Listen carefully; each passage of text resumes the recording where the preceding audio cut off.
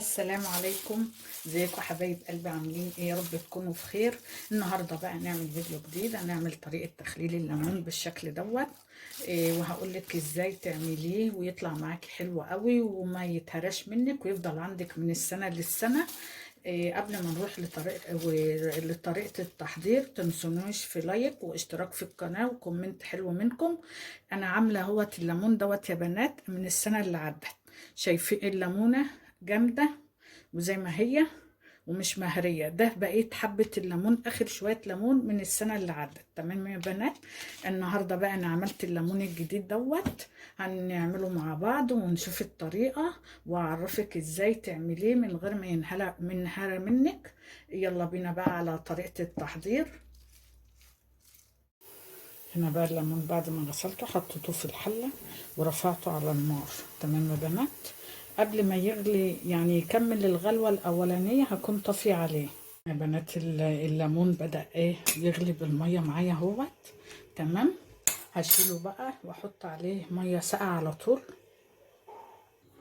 انا هنا يا بنات سلقنا الليمون، ما تسلقوهوش قوي، يعني الميه تغلي مره واحده، يعني قبل ما تغلي ويقلب بالغلوه تكوني طفيتي عليه وحطينا عليه ميه ساقعه. انا هنا بقى هغير الميه 3 مرات كده. تمام يا بنات؟ عشان المراره بتاعت الليمون.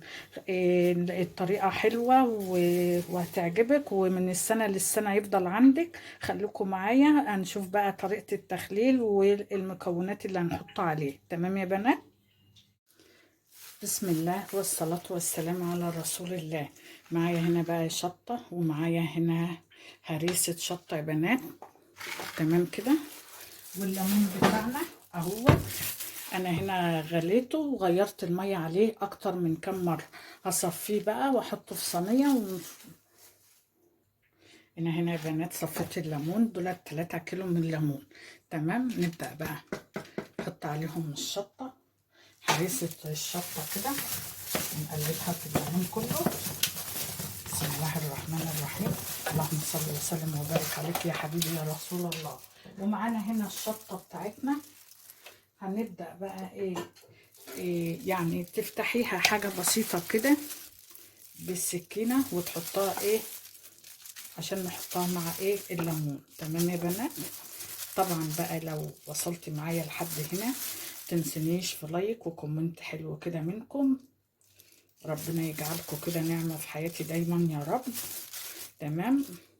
ان هنا يا بنات الليمون ده اهو بتعمليه بالطريقة دي، واهم حاجة تخلي بالك وهو بيتسلق ما تسلقهوش جامد، يقعد معاكي من السنة للسنة زي الفل وما يتهرش منك ابدا.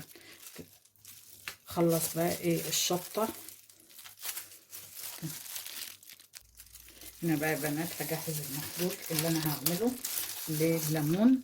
طبعا الليمون اي مخلل لازم الملح بتاعه ما يبقاش شويه، لان لو الملح شويه هتبوظي المخلل. لازم الملح يبقى في المعقول، بس ما يبقاش قليل. هنبدا نقلبه كده ملح بس اهو. انا حطيت عليهم كيس بحاله من الكيس الصغير ده. تمام يا بنات؟ لان في اكياس كبيره وفي صغيره. نقلبه بقى كده وندوب الملح في الميه. ده المحلول اللي احنا هنسقي بيه نحطه في الليمون. تمام بالشكل ده كده.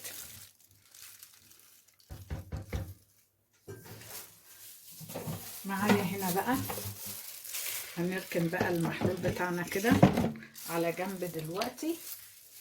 معايا هنا بقى يا بنات البطرمان بتاعنا اهوت. معايا البطرمان بتاعي اهو. طبعا انا البطرمان ده انا كنت مخلله فيه وشلت الحبه الباقيين منه عقمت. انا عقمه ازاي يا بنات؟ بشويه ميه و3 معالق خل، ونرجهم كويس في قلب البطرمان ونغسله كويس. بعد كده نديله شطفه حلوه. هو ده التعقيم للبطرمان. تمام. ابدا بقى اخد الليمون بتاعي وبدل الشطه كده شويه شطه كتير كده. تمام.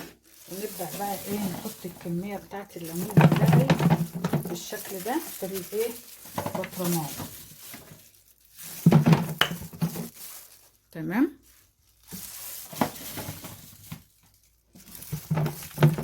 الليمون ده بقى يعني هو يعني ما فيهوش اي حاجه، بس اهم حاجه انت وانت بتسلقيه للبنات اللي هي لسه يعني بادئه تجرب ان هي تعمل مخلل ليمون او كده. اهم حاجه ان في الليمون ما تسلقهوش جامد، لو سلقتيه جامد طبعا هيتهري منك ومش هيعيش معاكي، عشان احنا بنعمل كميه كبيره تقعد معاكي للسنه.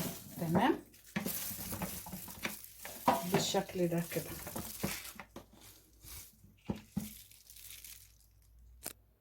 انا هنا عبيت الليمون.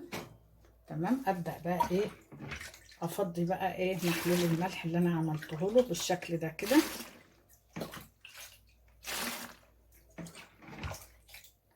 ولا اي حاجه تانية خالص بالشكل ده، ولا اسهل من كده طريقه. والطريقه ديت تخليها يعني الطريقه دي انا بعمل بها على طول، وبيطلع معايا الليمون لحقت اخر ليمونه زي الفل معايا، ولا مهري ولا اي حاجه يا بنات. وهعمل برضو معاكم الزيتون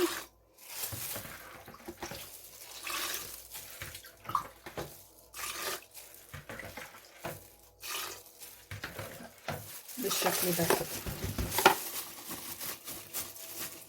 كده الميه ايه مغطياه كله بالطريقه دي. تمام.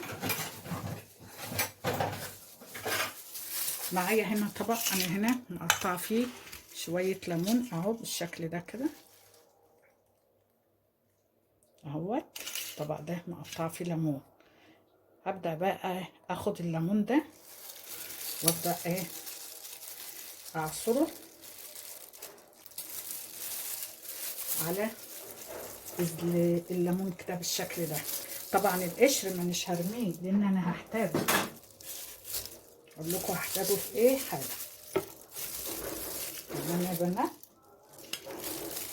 هنعصر بقى كميه الليمون اللي في الطبق دي كلها على الليمون بتاعنا بالشكل ده كده.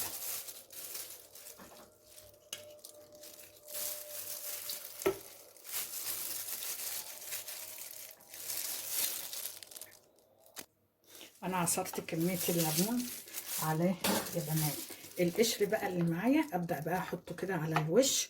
طبعا هو بيعمل ريم ابيض، الريم ده لما بيجي على القشر ده. ابدا بقى اشيل القشر والاقي الليمون ايه تحت منه زي ما هو ما فيهوش اي حاجه. تمام يا بنات. نبدا بقى نقفل البرطمان بطريقه كويسه كده، يكون محكم عليه عشان ما يدخلهوش اي هواء. تمام يا بنات. وبكده دي طريقة تخليلي في الليمون. طريقة سهلة، ويعني اعتمديها بإذن الله يطلع معاكي حلو قوي. ورب يكون الفيديو عجبكم، وإن عجبكم تنسونيش في لايك واشتراك في القناة. بحبكم في الله أحلى متابعين. مع السلامة.